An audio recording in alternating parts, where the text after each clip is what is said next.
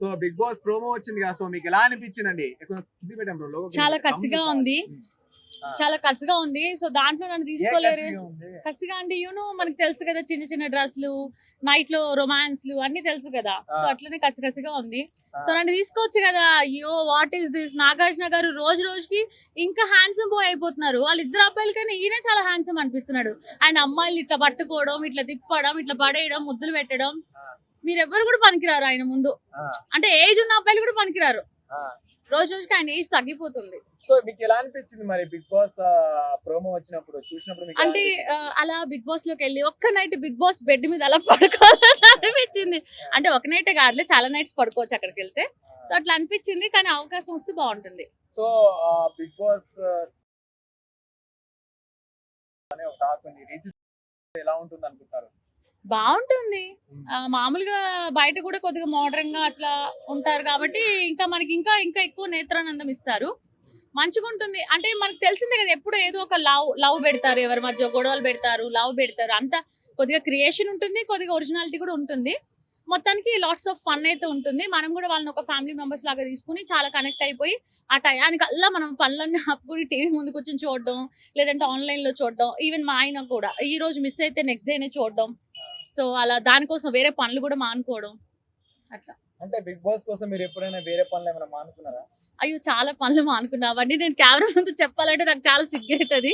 ఎందుకంటే అది వచ్చే టైమింగ్ కూడా అదే కదా. ఎందుకంటే దాంట్లో అడల్ట్ కంటెంట్ ఎక్కువ ఉంది కాబట్టి దాన్ని నైట్ టైం మార్చేశారు కదా. సో అందువల్ల మరి అడల్ట్ కంటెంట్ అంటే నేనే కదా మారిపోయారు. మరి నన్ను తీసుకోకుండా ఎట్లా జరుగుతుంది ఆ షో చెప్పాలి. కానీ నిజంగా ఆ షోలోకి నేను వెళ్ళానంటే బయట ఎంతమంది రచ్చ చేస్తారో, ఏ స్వాతి ఎందుకు వెళ్ళింది అంటారేమో కదా.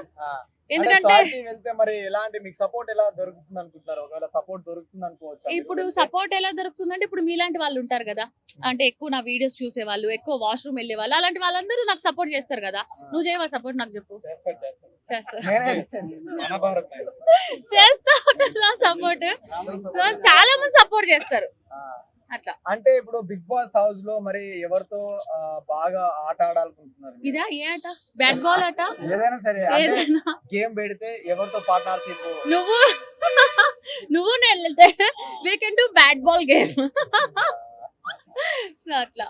Okay. So Bigg Boss Nagarjuna గారి ప్రోమో సెకండ్ ప్రోమో వచ్చింది కదా, సో లోగో అవన్నీ ఎలా వచ్చింది? మరి పింక్ కలర్ లోగో వచ్చింది, సో ఎలా అనిపించింది? అవును, మనం ఇంతకు ముందు కూడా అనుకున్నాం కదా, గర్ల్స్ కి పింక్ అంటే చాలా ఇష్టం కదా. చాలా మంచిగా ఉంది, చాలా బాగుంది. మంచి అంటే ప్రతి సీజన్ ఒకదానికంటే ఒకటి ఎక్కువ వ్యూస్ పోతున్నాయి, ఎక్కువ సక్సెస్ పోతుంది. నాగార్జున గారు కూడా చెప్తూ ఉంటారు కదా, సో మనకి ఇంత ఘనం వచ్చింది. ఎందుకంటే లోపల ఉన్న వాళ్ళకి బయట ప్రపంచంతో సంబంధం లేదు కాబట్టి మనం ఇంత వ్యూస్ వెళ్ళింది, ఇంత వెళ్ళింది, మీ మీద ఇట్లా మీమ్స్ వస్తున్నాయి, మీ మీద ఇట్లా వస్తున్నప్పుడు దే ఫీల్ సో హ్యాపీ. అట్లా అసలు అవుట్పుట్ ఎట్లా వచ్చింది, మనం ఎలా కనబడ్డాం అని చెప్పేసి. నిజంగా బిగ్ బాస్ లోకి వెళ్ళడం అనేది చాలా అదృష్టం, అది ఎవరికైనా కూడా. ఎందుకంటే మనం ఎంతో మందిని చూస్తున్నాం బిగ్ బాస్ లోకి వెళ్ళకముందు నిజంగా వాళ్ళు ఎవరు కూడా ఎవరికి తెలియదు. బట్ బిగ్ బాస్ లోకి వెళ్ళొచ్చిన తర్వాత వాళ్ళ లైఫ్ అనేది చాలా చేంజ్ అయిపోయింది. అంటే అటు అమౌంట్ పరంగా కావచ్చు, స్టేటస్ కావచ్చు, ఫేమ్ కావచ్చు, ఎవ్రీథింగ్.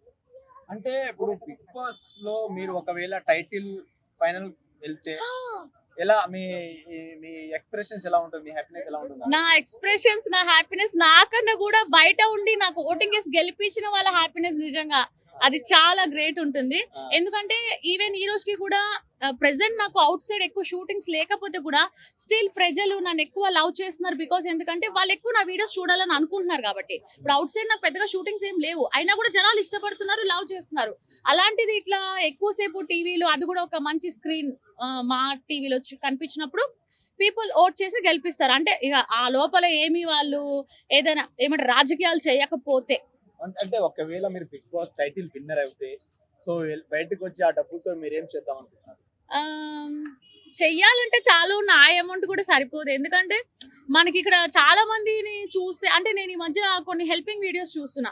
అంటే ఎవరికైనా హెల్ప్ చేయడము, అమౌంట్ పరంగా, వాళ్ళ కళ్ళలో హ్యాపీనెస్, నిజంగా వాళ్ళ కష్టాలను తీర్చడం, అట్లాంటివి చేయాలని నాకు చాలా ఉంది.